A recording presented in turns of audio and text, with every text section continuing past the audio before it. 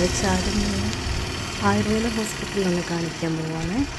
ചാരുമോൾക്ക് കുറുകുറുപ്പും ചുമയുണ്ട്. ഇതാണ് നമ്മൾ ayurvedic hospital.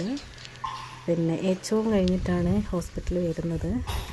അവിടെ ചെന്ന് നോക്കുമ്പോൾ അധികം തിരക്കൊന്നും ഉണ്ടായിരുന്നില്ല. അതുകൊണ്ട് പെട്ടെന്ന് തന്നെ മോളെ കാണിക്കാൻ പറ്റി.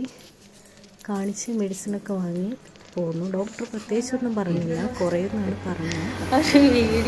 ഞങ്ങൾ അവിടെ നിന്ന് വരുന്ന വഴിക്ക് നടന്നു വന്നിട്ട് അമ്മയുടെ ഒരു ഫ്രണ്ട് ഉണ്ടായിരുന്നു, അവരെ വീട്ടിൽ കയറി കാപ്പിയൊക്കെ കുടിച്ച് അവിടെ നിന്ന് തിരിച്ചു പോരാൻ നേരത്ത് വേറൊരു ഫ്രണ്ടിനെ കണ്ട്.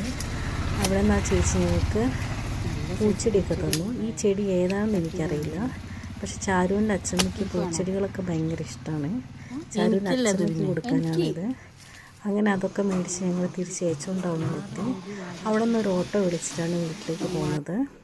ചാരുമോളെ മരുന്നാണിത്.